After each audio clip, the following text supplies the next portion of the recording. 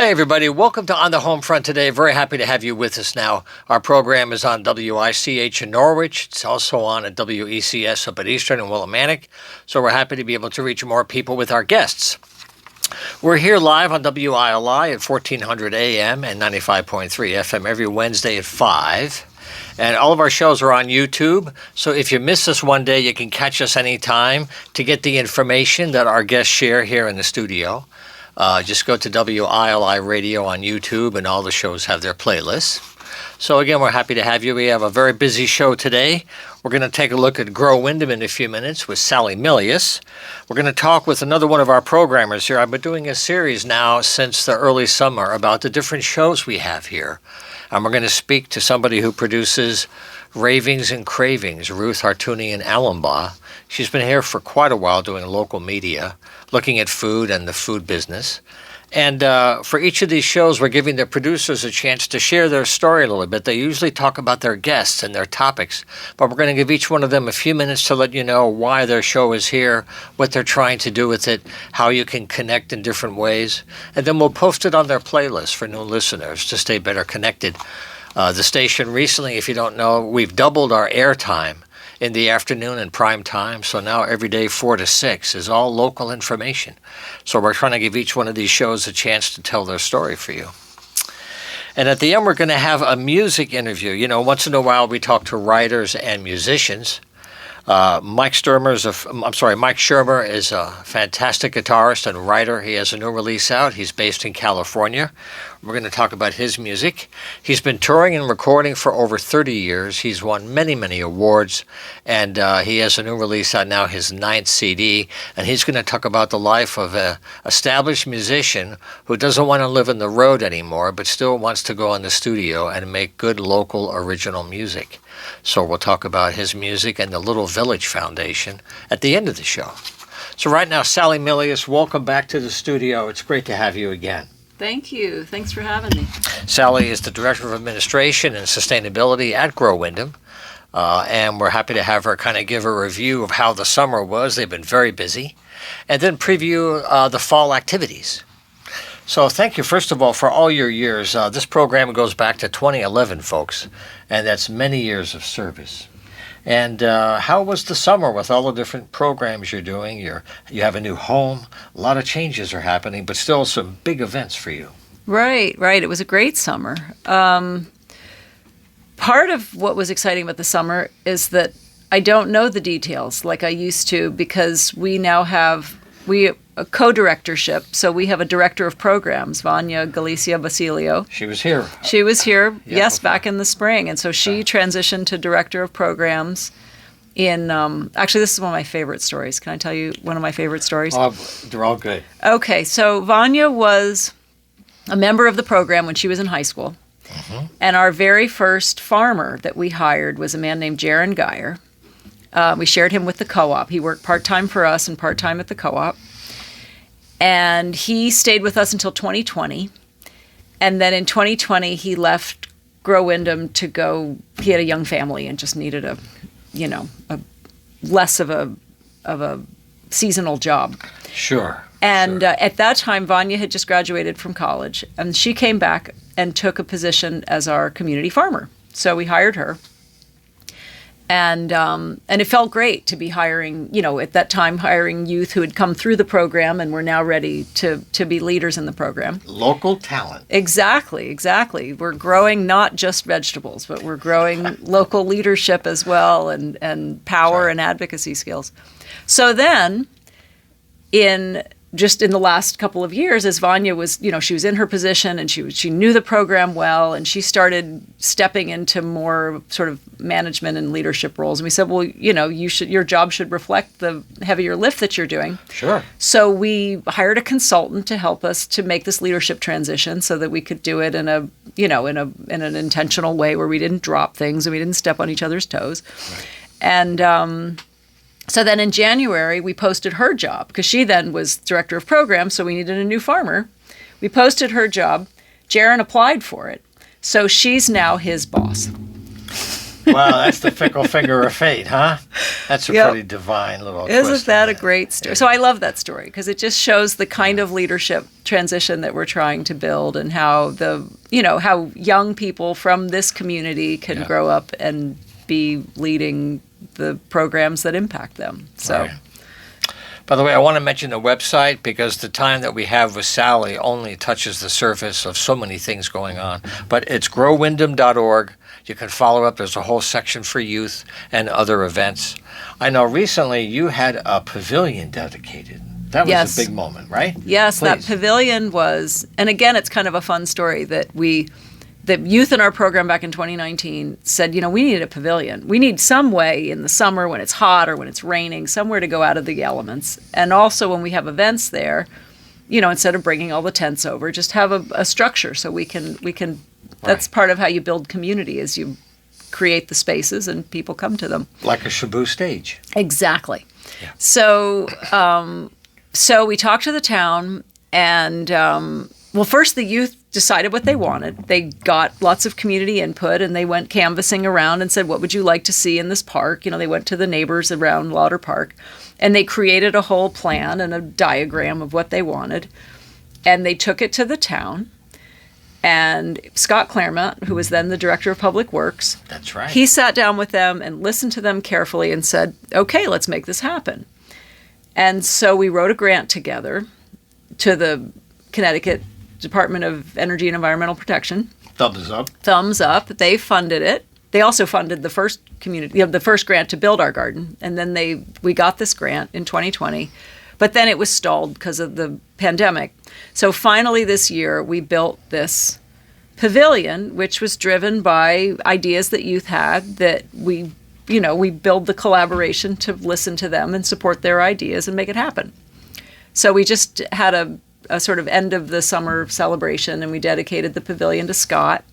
And the youth showcased all the beautiful work that they've done this summer. So we have internships now that are really thriving. We have garden interns and we have interns over at Click learning about food processing and getting their ServSafe certification.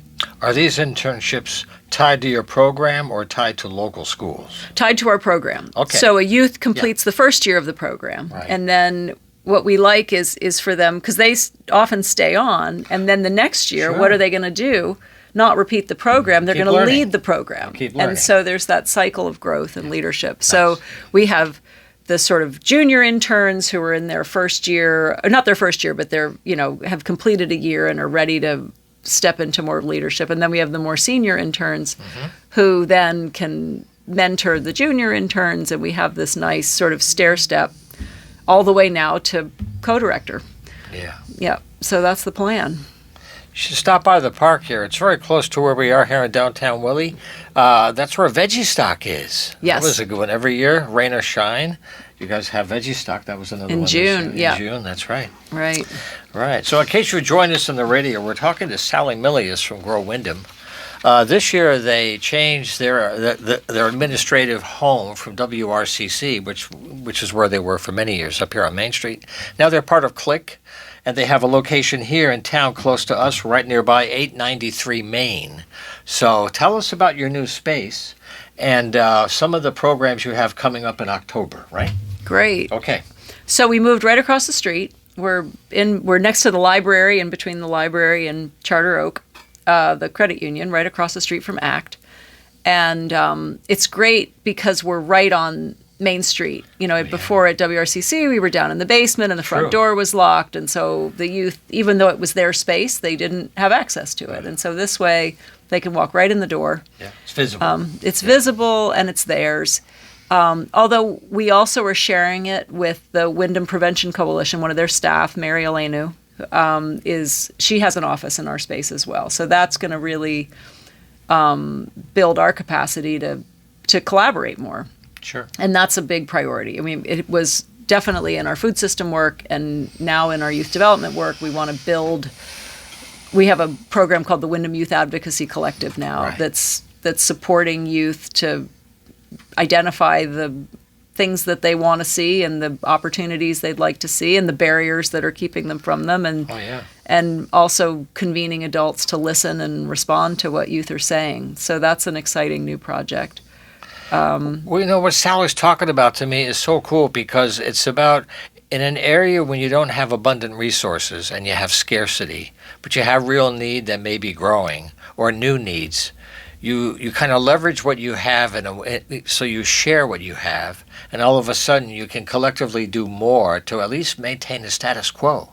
And sometimes that's victory, just to maintain things, right? Sure. Then you try to grow from there, but sometimes sharing the load in different ways is how smaller groups that aren't ready for the big, for the larger structure, this is how they get there. Right. Right. Well, Yeah. I think, though, there is a sort of way that the whole is greater than the sum of its parts. And that this was definitely true in the food system network in the Windham Community Food Network that we created. That was back in 2015. Right.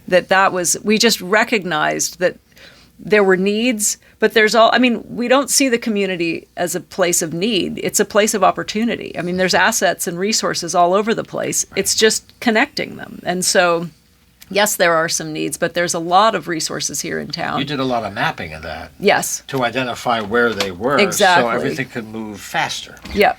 And so then we don't need to spend time and energy looking for a van, because an agency has a van that they only use on Tuesdays and Thursdays. So let's use it to move food on Wednesdays and Fridays. Sure. That's just one example. But it adds up. Incrementally, these things add up. Absolutely. And you also then, if the goal ultimately is a resilient community, then, so much of it is about sort of building like any kind of system. You want to keep reinvesting within that system, and then it can sustain itself. And so in the food system, certainly, that's been, and Click is an incredible hub for that. Click has been such a sort of a magnet and a hub to bring food system partners together and sort of create this physical location, but also this kind of ethos for, how to produce beautiful food and process it and distribute it to those who need it and those who want it, and they just are sort of they're making so much possible for all sorts of different players in the food system. So it's really exciting to be. We've worked with them for the last since we both were small and new, Sure. And so having that as our administrative home now is really exciting, because it's a very natural place for us to live. It's another example of the kind of thinking that gives us the co-op on the other side of town, because money is a tool, not the goal for itself. In terms of a private investment with a return, right? One of those economic models. And they have been you call them a business incubator, if you will, for lots of food-related businesses. They've gotten large grants to expand their physical facilities to have more people there, getting more business startups going on. They're already tied to the community, and tying in GROW Windham is all part of the food economy in different ways, whether it's local farm production or farm to table for restaurants or food in schools, right? Right. So you're part of that network, and it's all becoming more able to work together. Absolutely. Yeah. And it's, the leadership in all of these different organizations, at the co-op, at Click, Right. and the farmers market, like everybody is really is on board and eager to collaborate, sort of recognizing how that, that shared work is, it makes it's not like we're not competing, we're working together, and we all do better when we understand that. And that's something that it's sort of, when you are writing grants and when there is this illusion that there are all these limited resources and that we have to silos, right? Yeah, as soon as you get into that silo, you can't do your work. You can't do anything that means anything to anybody who you're supposed to be working for. So you've lost your way. Yeah. And I appreciate this town. It's a very special place. And It actually, is. one more shout out I really need Okay. to. I'm just going to Okay. keep talking here. That's okay. Is the town.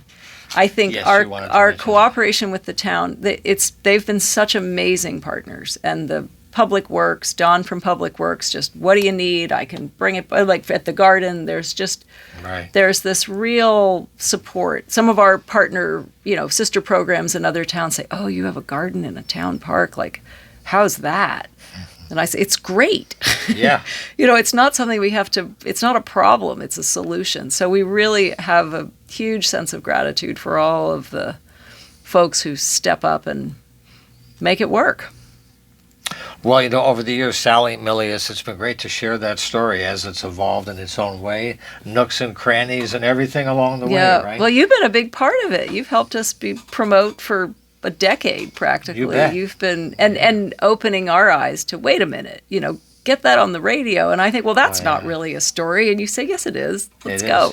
So it's nice to see it bear fruit that way. Well, you're part of that partnership that makes it all work. So thank you very much. Okay. Well, that's a good way to wrap this up for now. We'll have them back later in the fall or winter. GrowWindham.org is the website for all the fall programs. We wish them well. At the end of the show, we're going to talk with Mike Schermer about his new music release, some excellent kind of country blues music, incredible. And we're going to take a break for some messages and then come back and talk about ravings and cravings. Don't go away. Hey, we're back live on the Homefront. Very happy to have you with us again. If you want to get involved, if you've got some news to share, please contact us. We'll get you right here in the house or on the phone, depending on how far away you are. John@humanartsmedia.com is the email for that. And also, thanks to WICH, we're getting into Norwich and New London, and we're trying to get more guests that cover that part of the state. If you were listening recently, we had Kia Baird on. She is with the Cultural Coalition serving southeastern and northeastern Connecticut. She'll be coming on once a month to give us a full update on a lot of the arts events in that part of the state to kind of give you information, because we're trying to regionalize the show and still keep it local when we can, even though we're based here at WILI in Willimantic. So one thing that we're doing once in a while is inviting the hosts of some of our local shows to come in and share their stories for the shows itself, rather than focus on their guests, which they always have people in like I am right now. The idea is to have them explain, well, why are they here? What's the goal of the show? What are they trying to do over the long haul? And maybe different ways you can get involved. But it's an open door. WILI has recently doubled its airtime in the afternoons from 4 to 6 p.m., which is more local radio. And right now we have, the Ravings and Cravings program is in its second year. Yay. And Ruth Hartunian-Alumbaugh is here in the house. I've known Ruthie for many years in other media as well. She's been very active in local media. But congratulations on your second year I'm here, a toddler. Willie. A toddler. There you go. There you go. It's good to have you in the house. Thank you. Good to be here. Yeah. So, this segment is about her chance to kind of share her story, her background, and to help you learn more about the kind of guests she's going to bring in. And maybe one day you might need to have your story told. Her door is wide open because the whole studio is open to all of you. Mm-hmm. You bet. Yeah. So what do you want to know today? Well, maybe what we could do is start, first of all, an obvious one, but it's not obvious, is why radio compared to other media? Why? Here we are, live radio. Yeah. Why radio today? I like the media. I like holding a newspaper in my hands. I like listening to things. And I think reading and listening are two important skills. They're life skills that are very valuable. And so that's why I like it. And I like the fact that it's a lot of coverage for so many people. I'm driving out to Franklin and I can still hear WILI. Yep. I wish it was a little further, in some of my traffic patterns. But I think the fact that a lot of people can be reached and, you don't have to always have a visual. I think it's good to be a listener. That's true. Mm-hmm. That's why also having a YouTube channel really makes it available to anybody on their phone even. So YouTube has been a great extender. We're trying to raise some extra money to put this station online like the music station formats are, but it costs a lot of money for each radio station. That would be awesome, yeah. And so we're trying to do that to expand the reach. That would be awesome. Now, you've dabbled in print media and others. Can you talk a bit about kind of the background that brought you here to us? Oh, sure. Well, it was a lot of fails that got me here. Those are called stepping stones. Oh, wait. Okay, stepping stones. Oh, okay. Let me change the way I verbalize that. So Please do. kind of Change the menu. I know, change the menu. Let's go a la carte, right? I wrote for the paper for about 4 years every week. Chronicle. For the Chronicle. Willamette Chronicle, read the Chronicle. Yep, shout out to Carlton Newell for thinking of the name of the column, which is Ravings and Cravings. Right. I enjoyed doing that, but I felt like it was time for that to be a season that was over. So I resigned from that. I mean, how can you resign from something when you're a volunteer? I guess it doesn't really, doesn't matter. But it was a feature. It was a column. It was. And Yeah. I enjoyed it. And I saved of course, I would save all the clippings from there. So my first story that I wrote was when Nita's closed. Oh, my goodness gracious. So to me, the media gives us history. It's town history. Sunday morning breakfast were changed. I know. Forever. And I Wow. had one little picture in there. And then fast forward a few years later, and there was a lot of ink and there was a lot of color. And it was, to me, the best part of doing that. And even radio, same thing, is the relational connections that are made. To me, that's what fuels my fire. Yeah. It's finding the good story, the spontaneous something, the something that is delightful, and the something that was maybe unknown or unthought of, looking for that golden nugget. That's what I love about the media. That's what some of your columns did, is you drove out to small towns and people might just drive right by and all of a sudden, look at that place, right? And, for I think 3 years, I did when, the Last Green Valley has those Walktober things. They're wonderful. Coming up. Yeah, so for 3 years, I did an arts and eats stroll here in Willimantic on Main Street, and they were always it was a freebie, and it was always a sellout. I had a waiting, a list of people waiting who wanted to do this, because once I started, it was you couldn't stop it. But I can't tell you how many times people who came from so many different places, they would come and say, I would never go in that place, but now, going with That's you. True. Yeah, Now I mean, I'll go back because I'm a fan of doing different things and eating different things and not doing the same thing over and over again. That's right. So I mean, if I wanted to repeat, I will. I'll get my bologna sandwich. But today I ate at somewhere in Chester that I'd never eaten at before. So it was very interesting. To me, it's a delightful thing to be able to do. And everybody's got to eat. Well, see, that's one of the things. You have an endless supply of stories. Oh, I do. And, I like looking at things even from, the back door. One time, one of the people I interviewed is someone who installs commercial kitchens.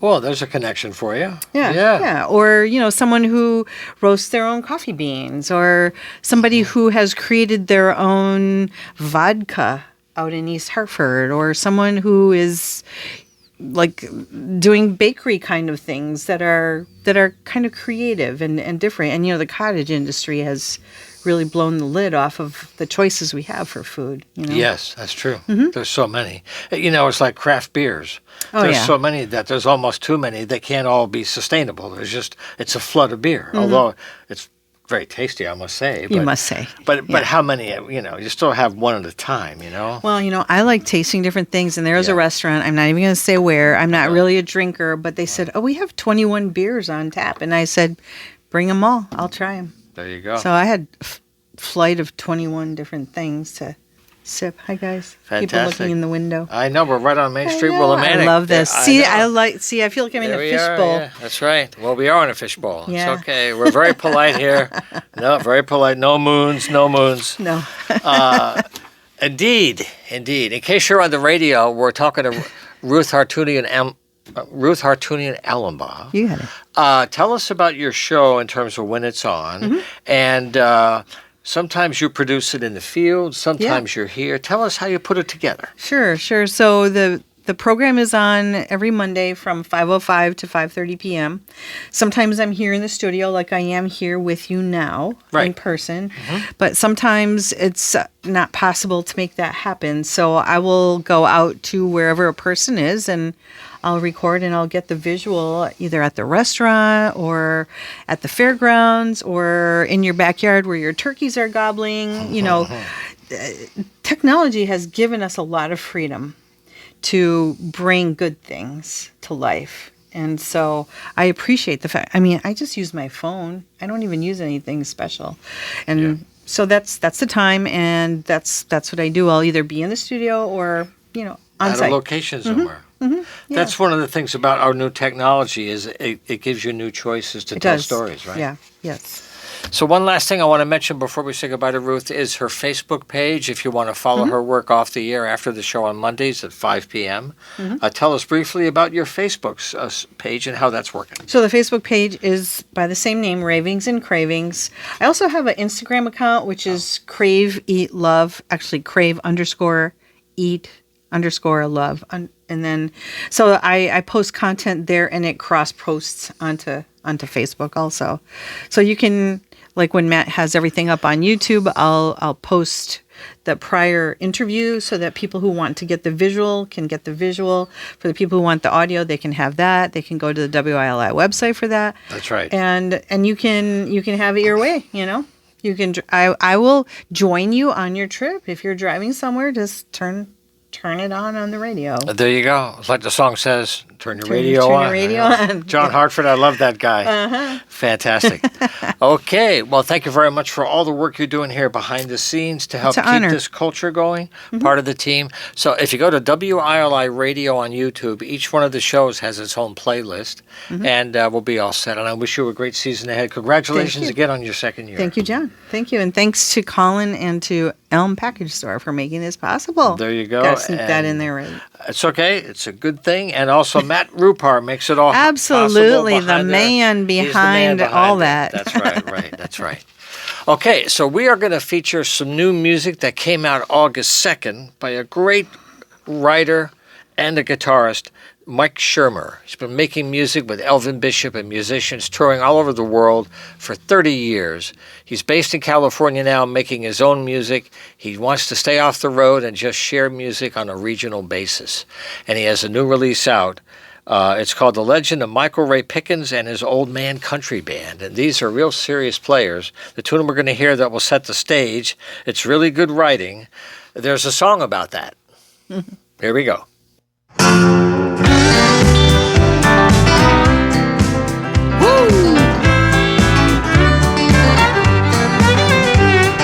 People been writing songs for a million years.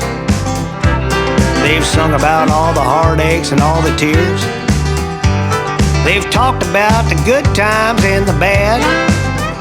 They got songs that'll make you happy. They got songs that'll make you sad. But I'm trying to find my own unique ideas. Something original I didn't borrow or steal. But every time I think I come up with a hit, I find out there's already a song about it. There's a song about that. There's a song about that. There's a song about that. There's a song about that. Sung by a good-looking guy or gal in fancy boots and hat. Some are pure genius. Others are the same old crap. But I bet you $100 there's a song about that. Woo! Play it!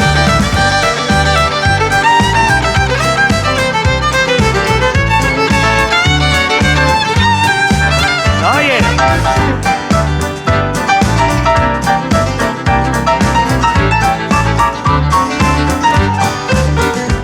It ain't hard to write a song. All you gotta do is stop and look. Listen to people's stories. There's so many they could fill a book. And there's 1,000 cats in Nashville and LA. And they're writing about 1,000 songs every day. This morning I got so flustered, I beat my computer up with a bat. And I'll bet you $100 there's a song about that. There's a song about that. There's a song about that. There's a song about that. There's a song about that. Sung by a good-looking guy or gal in fancy boots and hat. Some are simple genius, others are the same old crap. But I bet you $100 there's a song about that. Woo! Oh, pick it, son. You got it now.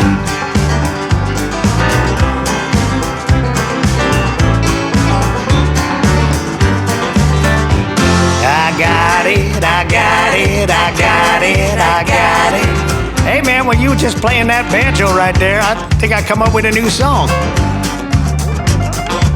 What do you say? Is it a hit? I don't know if it's a hit, but it ain't been done yet. I met a good-looking gal named Anna. She was wearing a red bandana. She had a husband by the name of Bob. This dude was dressed like a total slob. They had a teenage son named Matt. He had a leash on a Siamese cat. You want to bet me $100 there's a song about that? There's a song about that. There's a song about that. There's a song about that. There's a song about that. Sung by a good-looking guy or gal in fancy boots and hat. Some are pure genius. Others are the same old crap. But I bet you $100 there's a song about that. There's a song about that. There's a song about that. There's a song about that. There's a song about that. There's a song about that. Sung by a good-looking guy or gal in fancy boots and hat. Some are pure genius. Others are the same old crap. But I bet you $100 there's a song about that. There's a song about that. And I bet you $100 there's a song about that. There's a song about that. I bet you $100 there's a song about just about everything. And I'll bet you $100 there's a song about a song about $100. Man, they got this thing called AI now. You can just punch in a title of a song and it spit the song right out for you. Of course, I know a couple guys in Nashville that do that all day long. John Prine is gone. Guy Clark is gone. Towns Van Zandt, he been gone. There's a song about that. And I'll bet you $100 there's a song about those guys too. And I'll bet you $100 there's a song about that. There's a song about that. I bet you $100, man, there's a song about this. There's just songs about everything. There's a song about that. All right, I hope you enjoyed that great writing there. That was Mike Schermer, Mighty Mike. The release is The Legend of Michael Ray Pickens and His Old Man Country Band. It came out in August this year. And right now we're on the phone now with Mike. He's on the West Coast. And I really enjoyed the release. I wanted to have him share some time with you on the radio. He's going to talk about, this is his 9th release, by the way. He's been recording and touring for over 30 years. His songs and albums have been nominated for multiple awards, and he's performed in all 50 states and 25 countries around the world. He's toured widely. People that you know and love, Elvin Bishop, Charlie Musselwhite, Bonnie Raitt, Maria Moldauer, they've all shared the stage with Mike. So he brings a lot of experience and spirit to his own recordings. So Mike, congratulations on your 9th baby. Welcome back to the studio, and having another new release is always a great thing. Thank you. It's great to be here with you guys. So let's talk briefly about this release and also why you're working with the Little Village Foundation, because they're doing a lot to help music stay alive today when the business model for music is really broken. And we talked about that before. So how did you get this one together, and how did you work with Jim Pugh at the Little Village Foundation? Well, it probably starts from a personal relationship that I have with Jimmy Pugh that goes back probably 25 years. He actually played on my first album, but I knew him before that. Wow, wonderful. Through various musicians, back when he was playing with the Robert Cray Band. And we just knew a lot of the same musicians, mostly through a guy named Terry Hank, who's also on the Little Village label, a great saxophone player. And so that's how I've known Jim over the years, and he's, I guess, paid attention to my songwriting and my career. And we did my last album, Just Getting Good, with Little Village, and it went well.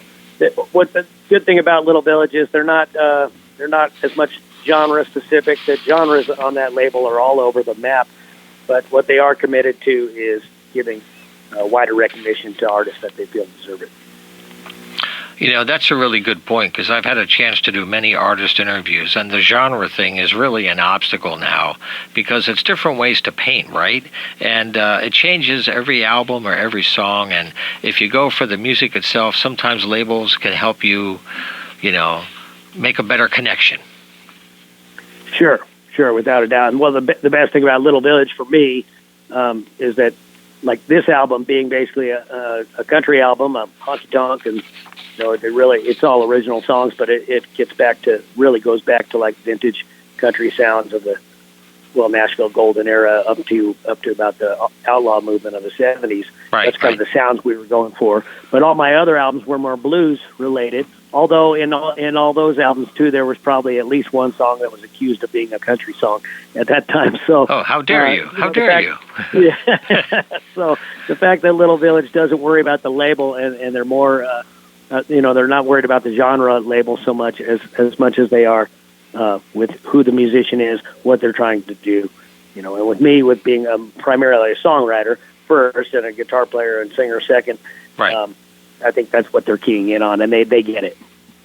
And that's why it's always really great for me to get the real creators on the radio airways, because they often don't get a chance to get on the radio directly. But also I wanted to mention that I've talked to Jim and many of the artists that have been on Little Village, and it's a real community.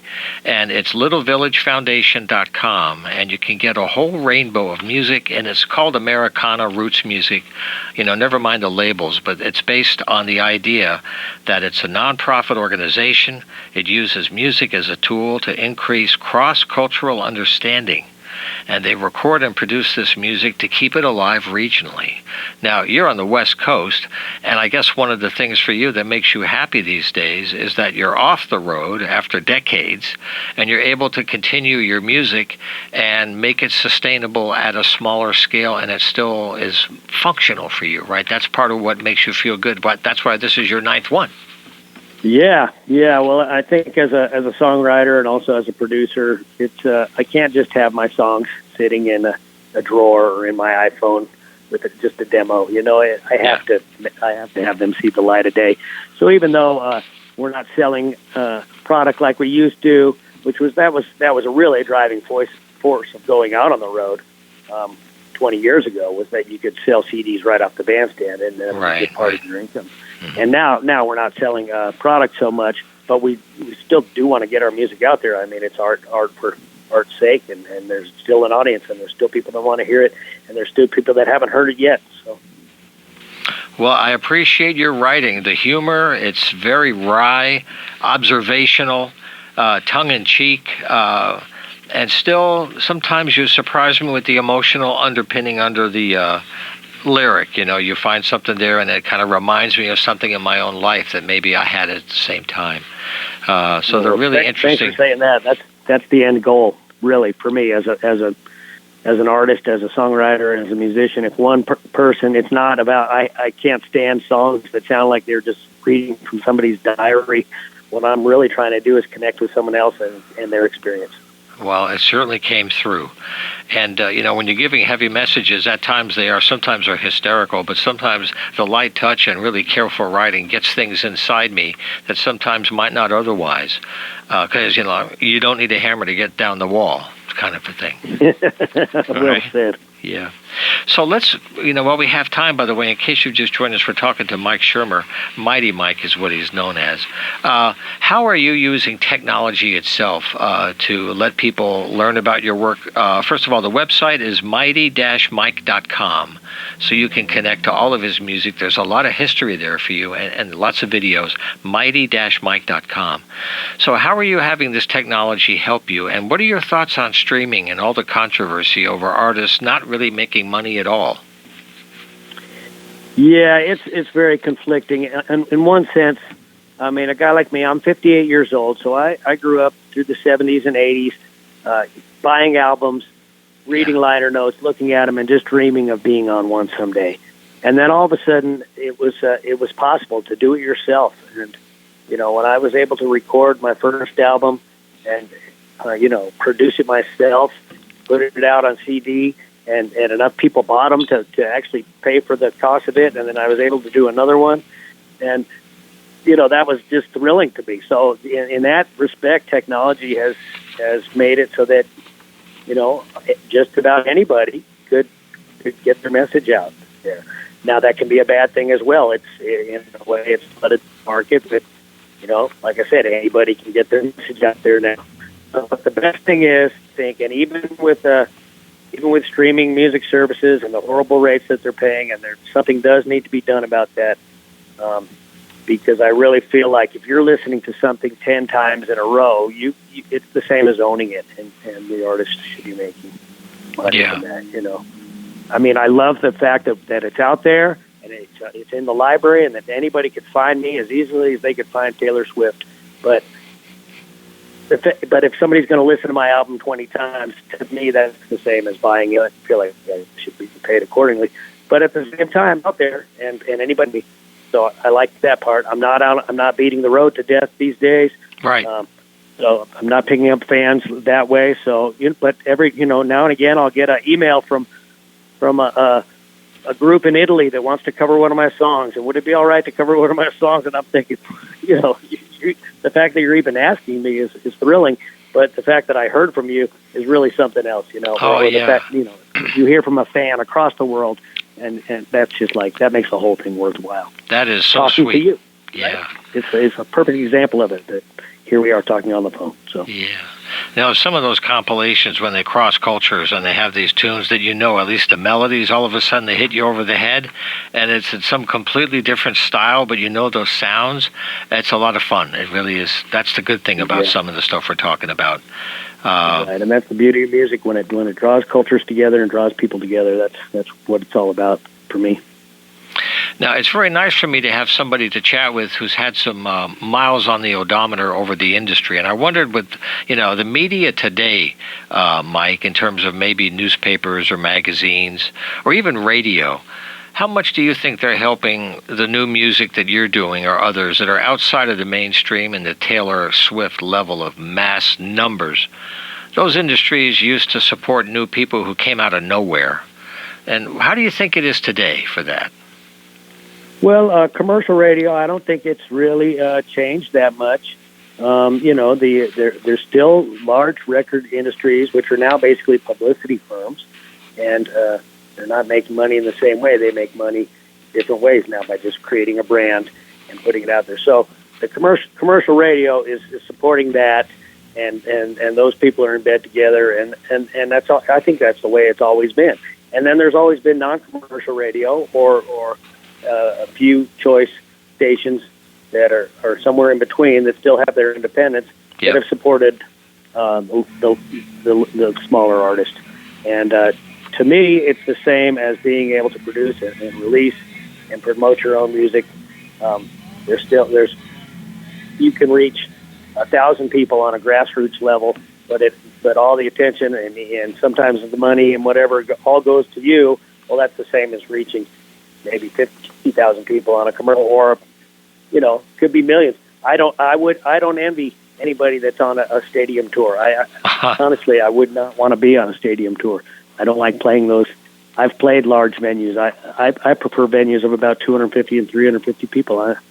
My music is intimate. It gets over more in intimate environments, and everybody's more comfortable in that environment. So.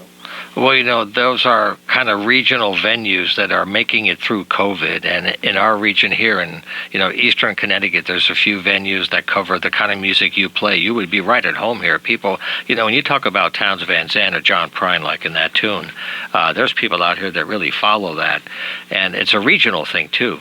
If you guys ever get together like a Little Village Foundation tour, that may get your butt on the road again, Mike. But the idea of sounds great.